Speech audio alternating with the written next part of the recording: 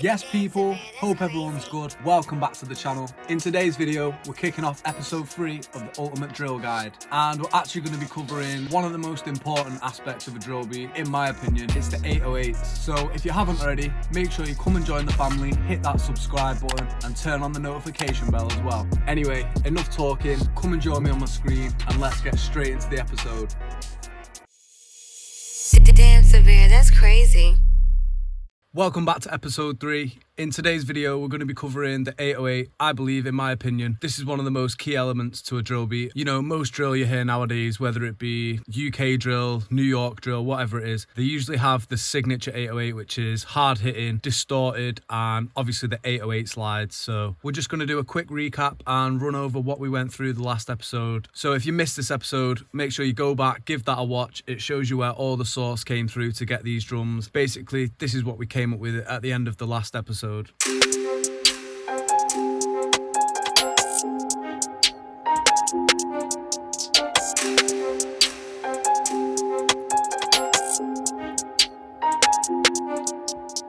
So yeah, that's the fire drum pattern that we've got for this beat and also the 3 melodies from episode 1. So now I'm going to waste no time and we're going to get straight into it. First off, I actually want to just talk about sound selection. 808s and drill beats, they tend to be quite similar and they usually go for quite a distorted, long tail 808 that sustains quite well. So yeah, a quick example of what not to use for 808s, or not necessarily what not to use, but something that might not work as well, would be something like this 808.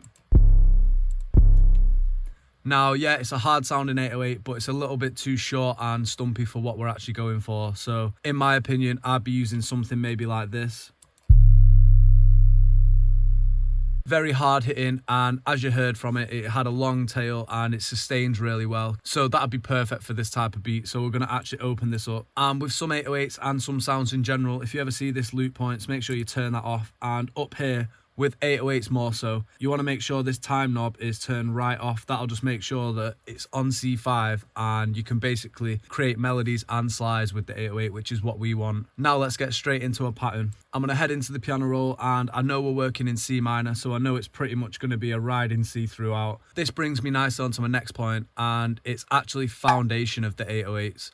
So I'm just going to come up with a quick pattern now just to give you the foundation and the basic bounce of the 808s that we're going to have riding throughout the track. So yeah, this is now what we have for the 808s, just the foundation pattern.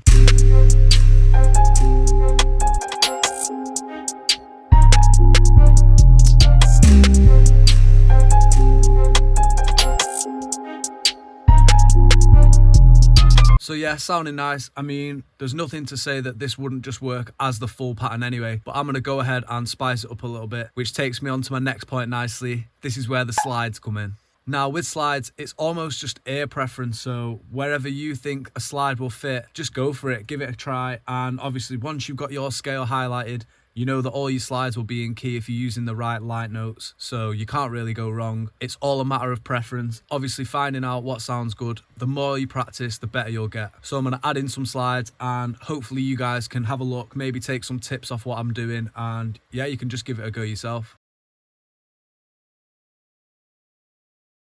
So yeah, we've come up with some slides, and if you actually don't know how to slide, it looks like this with the little triangle. It's just this knob up here, so if you just turn this on and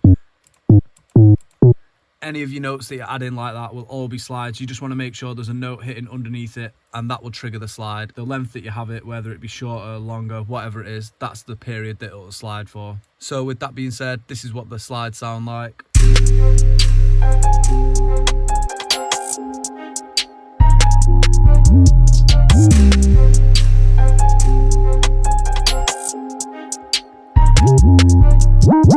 Yeah, it's sounding real hard. Another little tip with 808s, if you didn't already notice, is leaving room. So as you notice at the start of the 808 pattern, we have the first 808 hitting here, and then we've got all this room in the middle. This basically creates room for the artist to jump on, and whether it be rap, sing, whatever he's doing, this will just give him a lot of room to breathe and get his melody, get his flow going. And towards the end of the bar is where you not necessarily go crazy, but that's where you actually spice up your 808s a little bit, whether it be adding in slides, adding in triple bumps, or whatever it is. That's another little tip that I can give you. And I think that's mainly it for the 808s. So that brings me on to my nice topic, which goes hand in hand with the 808s, is the kick. And with drill kicks, they're usually quite hard hitting. They tend to punch real hard and they give the 808 such a thud at the start. It basically captures any listener's attention right from the off. But we don't really want to be using a soft kick. I'll see if I can give you an example of what I mean.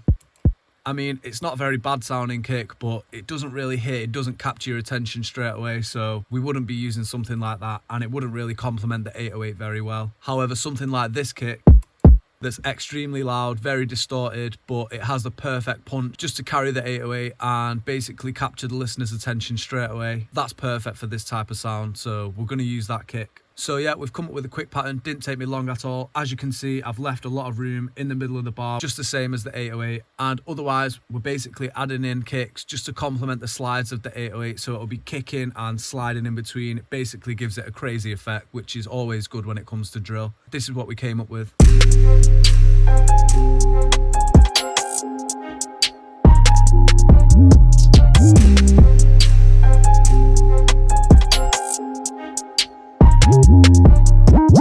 Hey, it's sounding real jumpy, perfect for these type of beats. But yeah, now we've got the 808 and kick, that pretty much wraps up today's episode. So yeah, fairly simple. I understand there's a lot of talking in these episodes, so thanks for being patient. And I hope you guys can take away some of the key points and tips that I've given throughout the episodes. This is my opinion on what I feel will help you create the best drill beats that you can. Just before we sign off, I'm just going to have one more quick listen.